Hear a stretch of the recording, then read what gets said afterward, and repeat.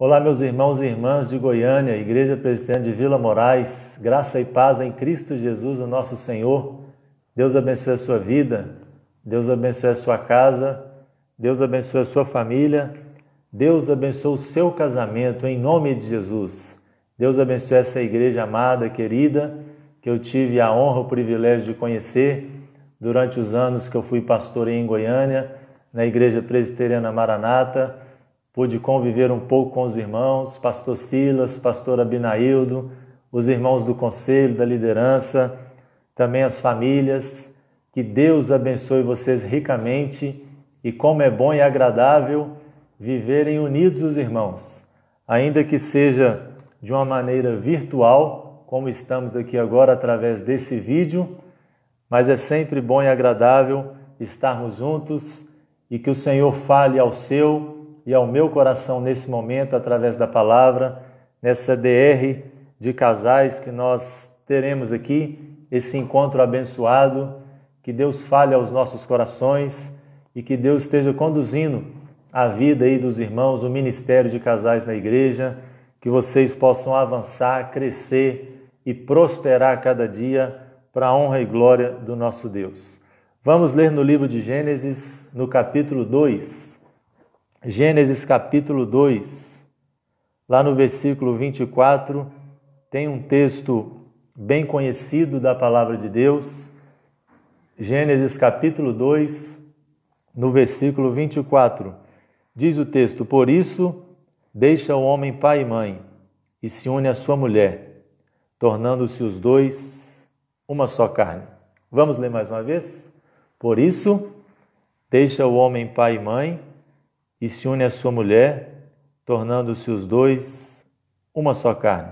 Vamos orar? Senhor, muito obrigado por estarmos juntos, reunidos, ainda que seja de uma maneira virtual. Obrigado porque os irmãos agora, os casais, podem ter esse momento de comunhão em que vamos estar juntos, compartilhando a Tua palavra. Obrigado por essa igreja querida e amada. Que o Senhor continue abençoando esses irmãos no nome de Jesus e que a graça do Senhor, que a bênção do Senhor seja abundante e constante sobre a vida deles. Abençoe cada marido, cada esposa, abençoe o ministério de casais dessa igreja, abençoe a vida dos pastores, dos líderes, que a bênção do Senhor esteja sobre eles e sobre nós nesse momento, que o Teu Espírito Santo fale aos nossos corações, em nome de Jesus. Amém. Amém. Pastor Abinaildo, muito obrigado, meu irmão, pelo convite. Uma honra poder estar com vocês nesse momento e que Deus nos abençoe no nome de Jesus. Pastor Abinaildo me passou aqui o tema dessa DR de casais, a missão do casal. Você já parou para pensar qual que é a sua missão? Você que é marido, você que é pai, você que é esposa, você que é mãe, já parou para pensar e analisar qual é a nossa missão? Você já fez aquela pergunta assim: para que serve o casamento? Qual é o propósito do casamento? Eu já quero dizer logo de cara aqui para os irmãos que o casamento não é para fazer a gente passar raiva. O casamento não é para a gente viver brigando. O casamento não foi feito para a gente viver infeliz, uma vida triste, desanimada. E, infelizmente, se alguns casais não tomarem cuidado, é exatamente isso que pode acontecer em algumas famílias. Tem muita gente que depois que ele casa, me desculpem aqui a expressão, mas a vida dele vira um inferno. Tem muita gente que fala assim: para que eu fui casar? Para que eu fui conhecer essa pessoa, esse homem ou essa mulher? Cuidado, meu irmão. A palavra de Deus nos ensina a sermos agradecidos em todas as coisas. Paulo escreve lá aos Tessalonicenses: em tudo dai graças. Então, antes de você reclamar, antes de você murmurar contra o seu marido ou contra a sua esposa, antes de você murmurar da sua vida, por mais que você tenha vivido aí dias difíceis, agradeça a Deus, no nome de Jesus. A palavra de Deus nos ensina que o casamento é uma união de duas pessoas. Quando nós olhamos aqui, nos primeiros versículos do livro de Gênesis, capítulo 1, e também no capítulo 2, o Senhor Deus vai nos ensinar. Ele que é o Criador de todas as coisas, Ele que é o Criador do universo, Ele que formou tudo conforme o poder da sua palavra, conforme Ele quis, conforme o conselho da sua vontade. E o interessante é a gente observar que nos primeiros versículos, lá do primeiro capítulo, tudo que Deus ia criando, aparece assim uma expressão no final de alguns versículos. Por exemplo, lá no versículo 12, no final dele aparece a expressão: e viu Deus que isso era bom. No final do versículo 18, quando Deus fez ali os grandes luminares para governarem o dia e a noite, final do 18 fala assim: e viu Deus que isso era bom. No final do versículo 21, quando Deus criou os grandes animais marinhos, os seres viventes, quando Deus criou ali tudo conforme as suas espécies, o final do 21 fala: viu Deus que isso era bom. Também no final do 24, depois que Deus criou também os animais selváticos, diz lá: viu Deus que isso era bom. E a expressão se repete até no versículo 31, quando chega ali no sexto dia. No final do sexto dia, lá no versículo 31, fala: viu Deus tudo quanto fizera, e eis que era muito bom. Tudo que Deus fez é bom e perfeito. Tudo que Deus criou é para o louvor da sua glória. E aí depois no capítulo 2, ali nesse texto, nós vamos encontrar aqui a formação do homem. E nós conhecemos a história. Deus formou ali ao homem do pó da terra e lhe soprou nas narinas o fôlego de vida. E a partir daquele momento, o homem passou a ser alma vivente. Interessante a gente observar. Lá no versículo 18 do capítulo 2 de Gênesis, Deus disse algo que mexe com o nosso coração. Gênesis 2,18 nos informa. Deus fala assim: não é bom que o homem esteja só. Far-lhe-ei uma auxiliadora, uma companheira, uma ajudadora, que lhe seja idônea. Alguém que vai lhe corresponder. Alguém que vai estar ao seu lado. Alguém que vai apoiá-lo. Alguém que vai ajudá-lo. Alguém que vai ser a alegria desse homem. É o que Deus disse. E eu preciso dizer para você que é homem, como eu, graças a Deus por esse versículo. Eu fico imaginando se não tivesse aqui o versículo 18 de Gênesis 2 na Bíblia. Nós estaríamos perdidos, homens, maridos. Graças a Deus que o Senhor disse: não é bom que o homem esteja só. Aí talvez alguém pode pensar assim: ah, pastor, mas o senhor não conhece a minha mulher. O senhor não conhece a minha esposa. Ela dá trabalho demais. Ela é uma canseira demais. Ela conversa demais. Ela fala demais. O senhor não sabe a confusão que eu arrumei depois que eu conheci essa mulher e depois que eu me envolvi com ela. Meu irmão, agora já é tarde. Eu preciso te dizer que você casou com essa dona e ela casou com você. Com certeza você também tem os seus defeitos e a nossa tendência como casal é um ficar apontando o defeito do outro. Mas agora não é hora da gente murmurar, não é hora da gente reclamar, porque nós já estamos casados e graças a Deus, louvado seja Deus por isso. O texto que nós lemos do capítulo 2, lá no versículo 24, vai dar aqui a primeira missão do homem. Olha lá a missão do homem. Gênesis 2, 24. Por isso, deixa o homem pai e mãe e se une à sua mulher, tornando-se os dois uma só carne. Quando a Bíblia diz aqui que o homem deve deixar o pai e mãe e se unir à sua mulher, a Bíblia não está ensinando a gente a abandonar os nossos pais ou a gente esquecer os nossos pais. Mas a Bíblia está falando aqui que vai chegar um momento que a gente precisa sair de casa. É o que esse texto está nos ensinando. Por isso, deixa o homem pai e mãe, se une à sua mulher. Esse é o curso natural da vida. Você que já tem aí os seus filhos. Eu tenho 2 filhos aqui na nossa casa, o Lucas, que está com 13, e a Ana Flávia, que está com 12. 2 filhos abençoados que eu tenho com a minha esposa Lilian, e graças a Deus pela nossa família, louvado seja o Senhor. Mas a minha oração é que um dia os meus filhos, e eles estão crescendo, eles vão sair de casa. Isso precisa acontecer, porque essa é a ordem natural da vida. Deus deu essa ordem. Por isso, o homem deve deixar o seu pai e a sua mãe e se unir à sua mulher. O interessante é a gente observar nesse contexto aqui do capítulo 2 de Gênesis.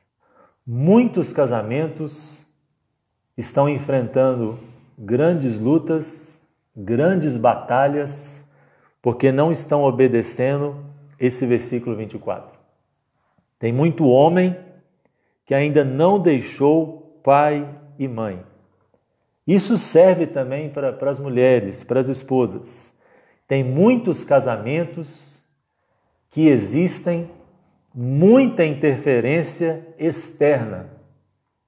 Há muito palpite, há muita conversa de gente de fora. E esse texto aqui, o versículo 24, vai nos ensinar. O homem precisa deixar pai e mãe e se unir à sua esposa, e a partir desse momento os dois se tornarão uma só carne. A primeira missão que a gente vai perceber aqui olhando esse texto é que o casal precisa viver a vida deles em união, sem interferência externa. Quantos casamentos têm sido prejudicados e quantas famílias é comum ali o pai no mesmo terreno, a mãe quer colocar ali todos os seus filhos todos juntos, aí o pai e a mãe moram embaixo, um filho mora no andar de cima e um outro filho mora lá no 3º andar, e aí vai fazendo um prédio da família, ou mora numa casa ao lado, mora numa outra, está todo mundo ali, tudo junto, tudo misturado, e a família cresce ali unida, né? A família, eles levaram sério aquele texto, como é bom e agradável viverem unidos os irmãos. Só que o contexto aqui não serve para a família, não serve para o casamento. Quando a gente se casa, é importante, e a Bíblia vai nos ensinar, sair de casa, vazar e ter a nossa moradia. Eu tenho certeza que muitas esposas têm sofrido por causa disso. E quem sabe alguns maridos também. Muita interferência do sogro, muita interferência da sogra, muita interferência do pai ou da mãe no seu casamento. Cuidado, porque isso tem prejudicado. A partir do momento que vocês se casaram, é preciso deixar pai e mãe, fisicamente, geograficamente e também financeiramente. Tem muita gente que se casou, mas ainda depende dos pais. Isso, dependendo da situação, ajuda e muito. Mas dependendo da situação, pode também prejudicar e muito. Porque você fica naquela dependência financeira E quando vem uma situação adversa, quando vem uma discussão, quando vem uma briga, um lança na cara do outro. Ah, mas também o meu pai está nos ajudando, a sua mãe, a minha sogra, o meu sogro. Quantas vezes o dinheiro tem trazido briga, confusão, tristeza e angústia em muitas famílias. O texto de Gênesis vai nos ensinar, marido e esposa, vocês precisam viver a vida comum do lar de vocês dois, com discernimento. Pai e mãe são bênção na nossa vida, sogro e sogra também são bênção na nossa vida, mas a gente precisa deixar. A gente precisa aprender a caminhar juntos, amigos. Aliás, é uma outra ideia que esse texto aqui vai nos ensinar. Quando Deus diz lá no versículo 18, não é bom que o homem esteja só, far-lhe-ei uma auxiliadora, uma companheira, uma mulher, uma esposa, que ele seja idônea, alguém que vai caminhar com ele, alguém que vai estar ao seu lado. Uma outra área do casamento, além de deixar o pai e mãe, como já vimos aqui em primeiro lugar, uma outra área que nós precisamos crescer nessa missão gloriosa do casal e nessa missão do casamento é o nosso companheirismo, é a nossa amizade. Aí tem gente que pensa assim, ah pastor, mas casal não é amigo não, o casal casou, negócio de amizade ficou para outro lugar. Não é não, meu irmão. Aliás, seria muito importante e seria muito melhor para o nosso casamento, para o meu casamento e para o seu casamento, se o seu melhor amigo fosse o seu marido e você, marido, se a sua melhor amiga fosse a sua esposa. Muitas famílias e muitos casamentos estão enfrentando crises terríveis porque falta companheirismo, falta amizade, falta cumplicidade no casamento. É muito bom, e a gente olha aqui para esse texto, Deus aqui apresenta essa palavra auxiliadora que lhe seja idônea, alguém que vai corresponder ao homem. O livro de Provérbios dedica bastante tempo para descrever a respeito da amizade. Eu separei aqui alguns versículos de Provérbios, Provérbios 17 e 17. O amigo ama em todo o tempo. E em particular, ele ama na angústia. Provérbios 17 e 17. Olha agora Provérbios 14. O falso amigo é aquele que aparece quando você é bem-sucedido. Provérbios 14, lá no versículo 20. Se você quiser acompanhar, por favor, Provérbios 14, o versículo de número 20. O pobre é odiado até do vizinho, mas o rico tem muitos amigos. O que o Provérbios está ensinando aqui? Quando você é bem-sucedido, as pessoas aparecem de todos os lados para quererem estar junto de você. E tome cuidado. Tome muito cuidado. Porque esses amigos que são falsos, eles vão sumir quando você perder a sua prosperidade. Provérbios 19, o texto diz lá em Provérbios 19, olha o versículo 4. As riquezas multiplicam os amigos, mas ao pobre o seu próprio amigo o deixa. Versículo 6. Ao generoso muitos o adulam, e todos são amigos do que dá presentes. Versículo 7, Provérbios 19. Se os irmãos do pobre o aborrecem, quanto mais se afastarão dele os seus amigos. Muito cuidado. E você sabe disso. Muitos amigos desaparecem quando a gente perde tudo. E a esposa? E o marido? Eu gosto de lembrar da história de Jó. Você e eu conhecemos a história de Jó. A nossa tendência é falar mal da esposa de Jó, porque ela mandou Jó amaldiçoar a Deus e morrer. Você lembra, lá está escrito no livro de Jó, amaldiçoa a Deus e morre. Só que a gente não pode esquecer que Jó era um homem riquíssimo, riquíssimo. A Bíblia fala que ele era o maior da sua época. Ele era o mais poderoso financeiramente, o mais influente. E a Bíblia nos ensina que após Jó ter perdido todas as coisas, perdeu tudo, os filhos, os bens, tudo o que tinha, seus animais. A Bíblia diz que a sua esposa, mesmo mandando ele amaldiçoar Deus e morrer, ela continuou com ele. Uma das virtudes da esposa de Jó, permanecer ao seu lado, mesmo quando ele estava na miséria, na pobreza. Isso é amizade. Isso é ser uma auxiliadora idônea.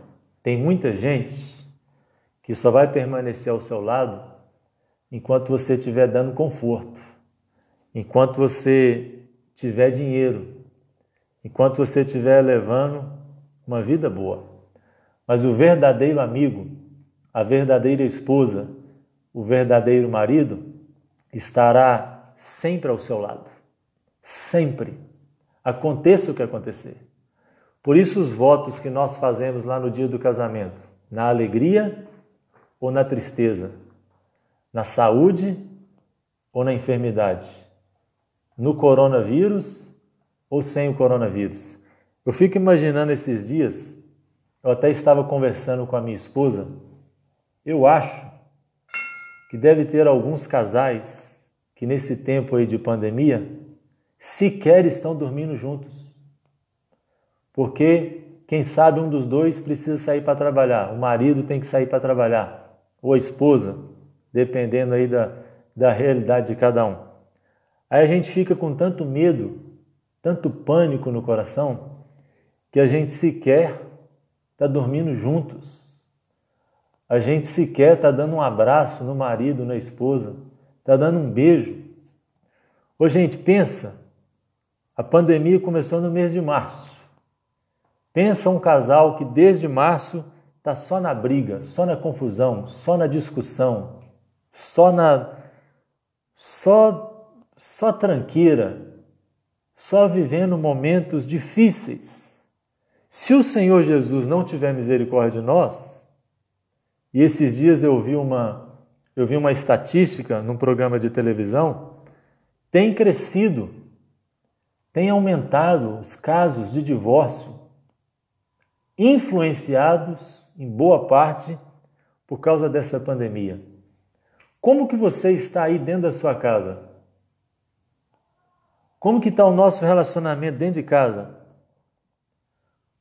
Hoje existem muitos casais que não estão dormindo, não é nem na mesma cama, não é nem no mesmo quarto. Cada um dorme no seu quarto. Hoje existem muitos casais que eles apenas moram juntos na mesma casa e talvez dividem ali as contas da casa. Um paga uma parte, outra paga a outra, ou é só um que está pagando tudo. E aí isso aí está dando muita confusão, está influenciando no seu relacionamento, está prejudicando o seu casamento. Cuidado, meus irmãos, no nome de Jesus, não deixe essa questão financeira e não deixe essa pandemia, esse vírus, trazer azedume, trazer briga, trazer discórdia para o seu coração, no nome de Jesus. Vamos olhar para esse texto de Gênesis que lemos e também o de Provérbios, que fala da amizade. O amigo é aquele que está sempre ao seu lado. Uma outra característica essencial da amizade é transparência e sinceridade. Duas palavras para a gente pensar e duas palavras para a gente guardar. Anote aí: transparência e sinceridade. Isso é importante, isso é essencial para que a gente caminhe juntos. Feliz é o casal, bem-aventurado é o casal que é transparente e que é sincero. Um verdadeiro amigo, ele incentiva. O verdadeiro amigo, ele apoia. O verdadeiro amigo, ele ajuda. E mesmo quando ele faz críticas, o verdadeiro amigo, ele faz críticas para nos fortalecer. A Bíblia diz que as feridas provocadas por um amigo são feridas boas.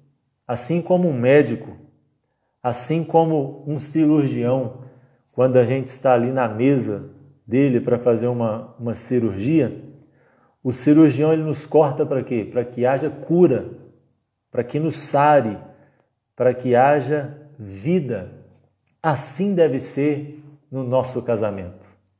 Você, esposa, você, marido, quando precisar incentivar, incentive. Quando precisar apoiar, apoie.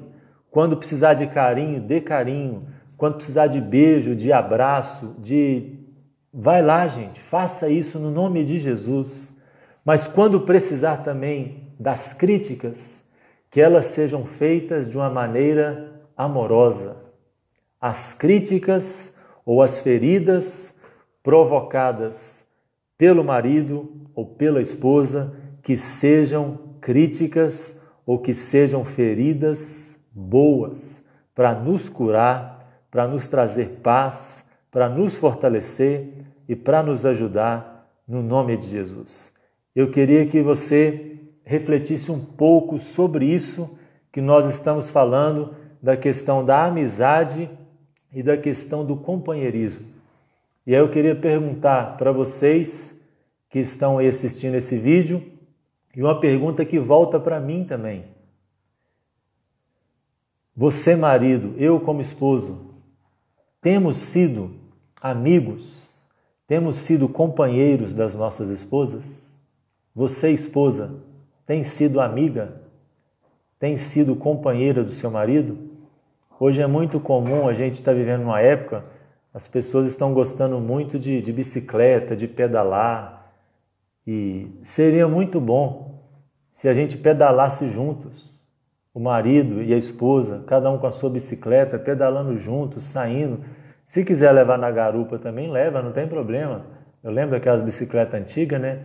Monarch, Caloi, colocava na garupa lá e vai junto, vai pedalando junto. Sair para fazer uma caminhada, sair na rua para tomar um sorvete.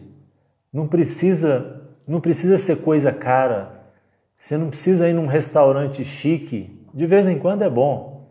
Quando for aniversário de casamento, você junta a grana. No aniversário de casamento, você capricha. Paga um jantar caro para ela. Mas no dia a dia, de segunda a sábado, vai tomar um sorvete, vai tomar um chup-chup, vai fazer uma caminhada, vai ler um livro juntos. Combinar com a esposa, fala, vamos ler um livro juntos, vamos estar juntos. Aliás, eu queria recomendar aqui, esse livro, Casamento Sagrado, da editora Esperança, Gary Thomas, um livro excelente. E também um outro aqui, do Timothy Keller, O Significado do Casamento. É importante a gente crescer. 2 livros que seria muito bom o casal ler juntos, desfrutando desse companheirismo, dessa amizade, dessa união.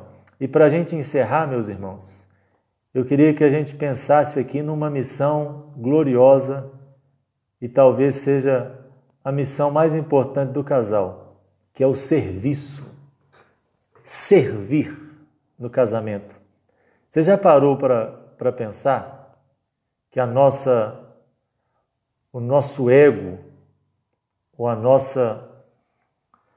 o problema nosso, a Bíblia já fala que é o pecado, e a gente deseja ser servido, essa é a nossa natureza. O homem, o ser humano, ele gosta de ser servido.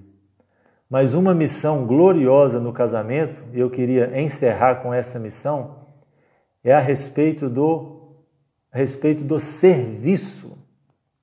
Quando você e eu nos casamos, a gente precisa pensar nisso, porque eu casei para servir o outro.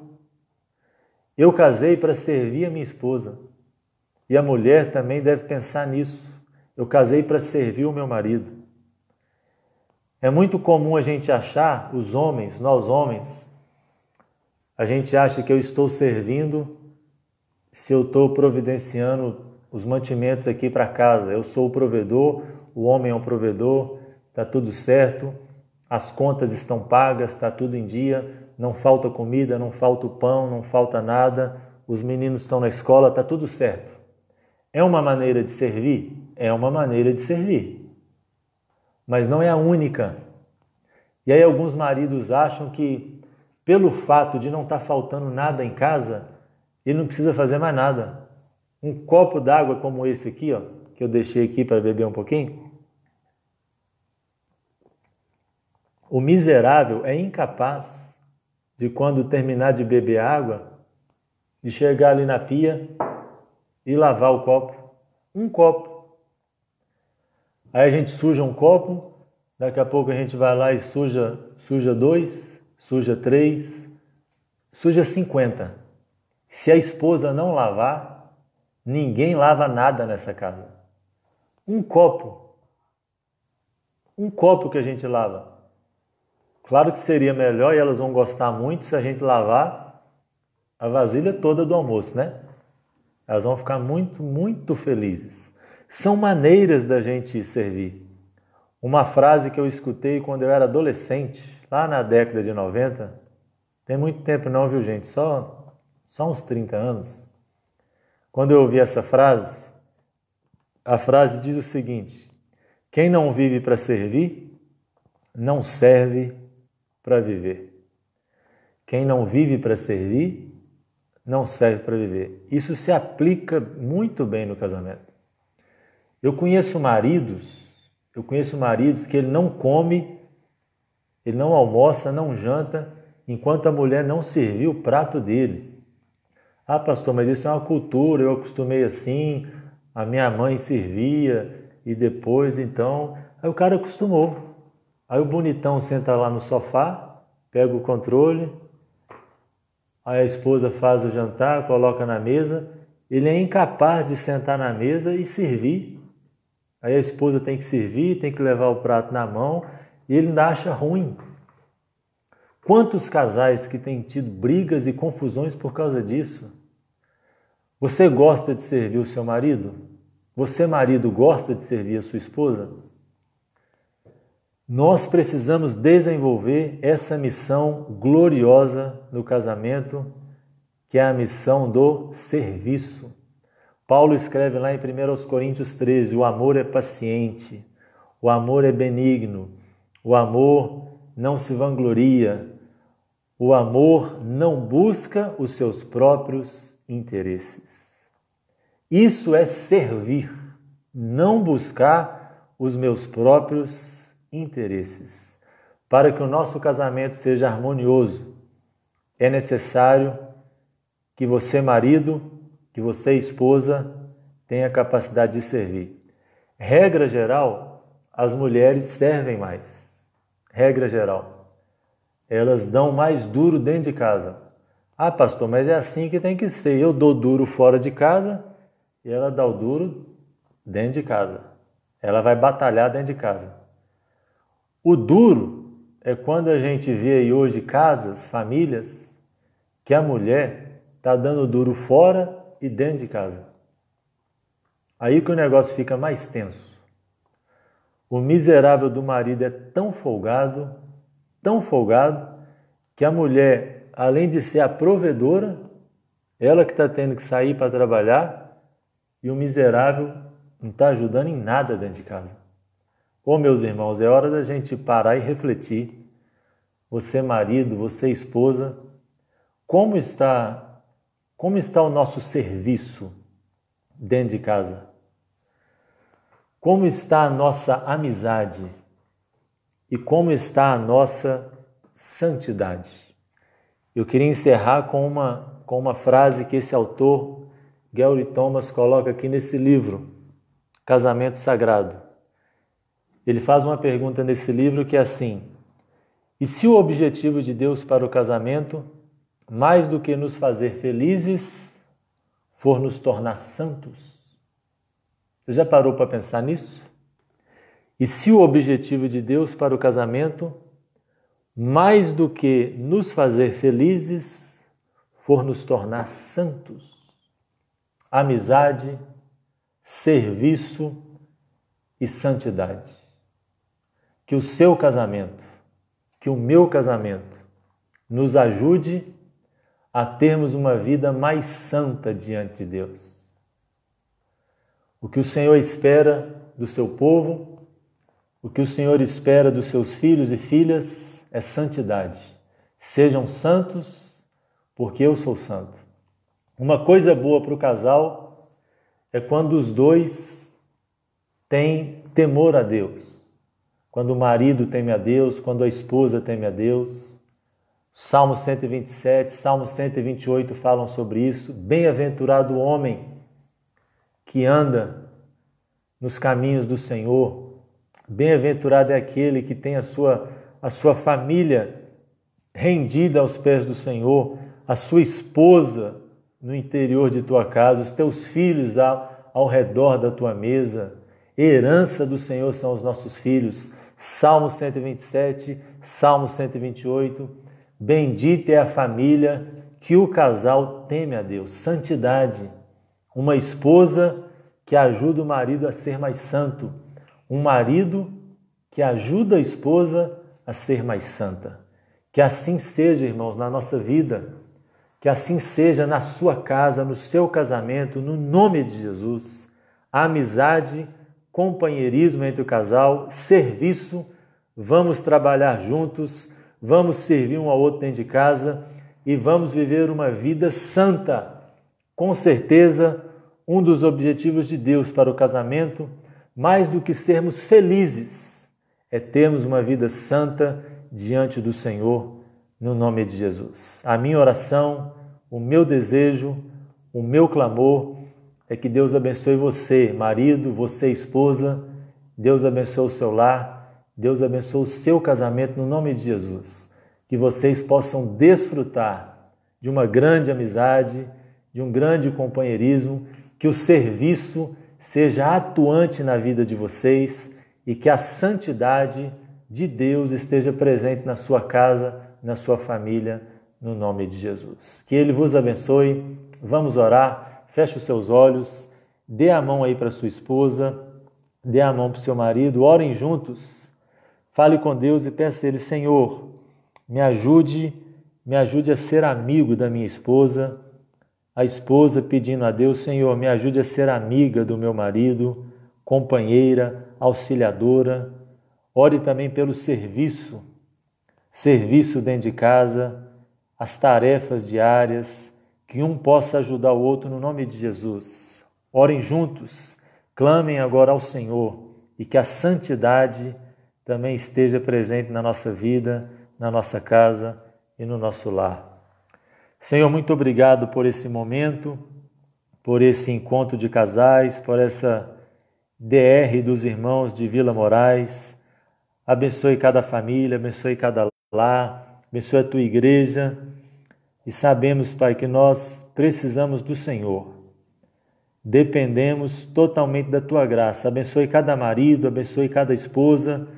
O que compartilhamos um pouco aqui nesse vídeo, através da amizade, através do serviço, através da santidade, que possamos crescer como marido, as irmãs como esposas, que o nosso lar seja um lugar de paz, que haja união, que haja presença gloriosa do Senhor. Abençoe os nossos filhos, abençoe a nossa casa, que os nossos filhos sejam instrumentos de bênção, Pai, no nome de Jesus. Eu oro pelas famílias, oro pelos casamentos agora da Tua igreja, fortalece o Teu povo e que possamos permanecer firmes, somente a morte seja capaz de nos separar um do outro no nome de Jesus. abençoe cada marido, abençoe cada esposa, abençoe a tua igreja, é a nossa oração, no nome de Jesus e para a glória de Jesus. Amém e amém. Amém, meus irmãos. Deus abençoe vocês. Desculpem aí se eu me estendi aqui no horário, e que o Senhor vos fortaleça e que a graça de Deus seja abundante sobre a vida de vocês. Pastores, pastor Abinaildo, pastor Silas, irmãos do conselho, um grande abraço. Fiquem com Deus. Deus vos abençoe muito.